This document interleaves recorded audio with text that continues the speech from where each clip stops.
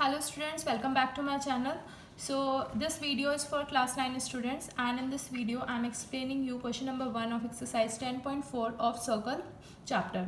Okay, so before starting the question we will read the question just to find out what is given to us and what we have to find out. ठीक है, हमें पहले question को read करना है जिससे हमें ये पता लगे कि हमें क्वेश्चन में क्या गिवन है एंड हमें क्या प्रूव करना है. ठीक है, या हमें किस चीज़ की वैल्यू फाइंड आउट करनी है.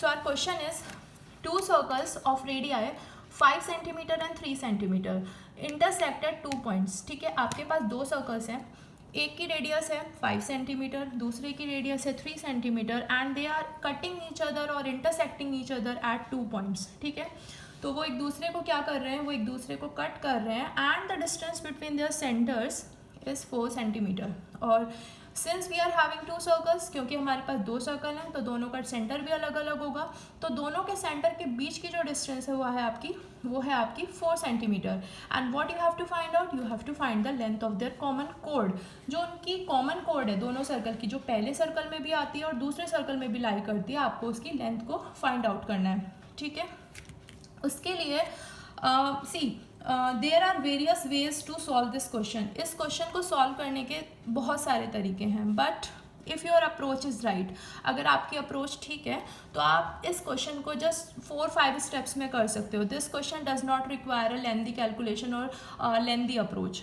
ठीक है, so I am telling you the simplest method to solve this question and for that I have already drawn a figure.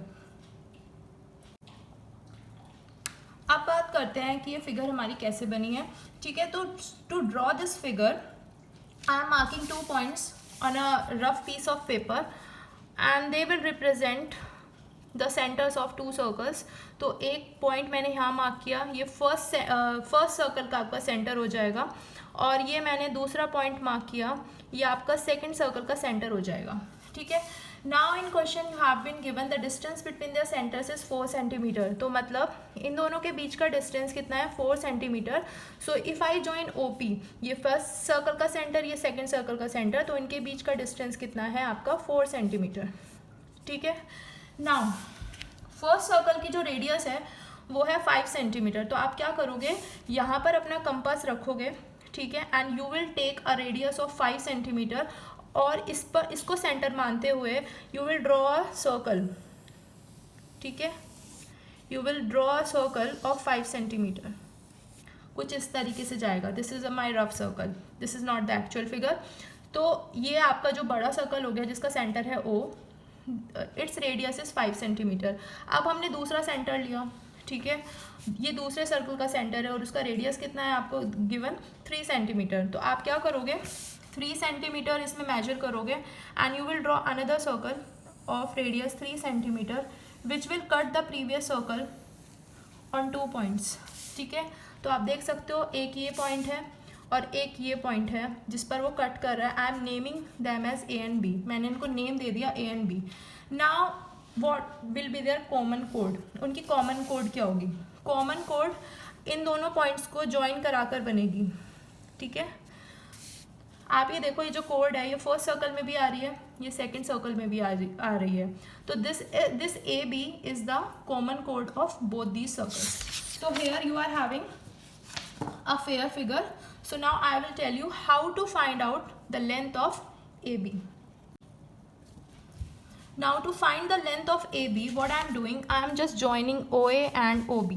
तो OA को जब हम join करेंगे, it will be joined like this, and when we will join OB, it will be joined like this. ठीक है, now we will mark the measurements. तो हमारे पास जो OP है that is 4 centimetre which I have already told you. OA क्या है, OA आप देख सकते हैं फर्स्ट सर्कल की रेडियस है. तो दिस OA इज 5 सेंटीमीटर यहाँ से लेकर यहाँ तक. ठीक है, उसके बाद 3 सेंटीमीटर आप ये देख सकते हैं कि ये जो AP है, PA है या AP है, ये सेकेंड सर्कल की रेडियस है. सेंटर से लेकर सर्कल की बाउंड्री तक ये जो डिस्टेंस है छोटे सर्कल की, तो ये कितनी है 3 सेंटीमीटर. ठीक है, so now you know very well कि किसी ट्राइंगल में, अगर किसी ट्राइंगल में जो सबसे बड़ी साइड होती है, सबसे बड़ी साइड कौन सी है इसमें, 5 सेंटीमीटर, अगर उसका स्क्वायर बाकी दोनों साइड्स के स्क्वायर के सम के इक्वल आता है, ठीक है, then that triangle is a right angle triangle, ठीक है। तो पहले हम चेक करते हैं कि राइट एंगल ट्राइंगल बन सकता है या नहीं बन सकता है। So we are having OA is equal to 5 centimetre, OP is equal to 4 centimetre and AP is equal to 3 centimetre. अभी हमें नहीं पता है कि राइट एंगल ट्राइंगल है या नहीं है। हम कैसे चेक करते हैं, वी आर हैविंग 3 साइड्स, ठीक है। अगर सबसे बड़ी वाली साइड का स्क्वायर अगर हम करते हैं इट विल बी 25, ठीक है।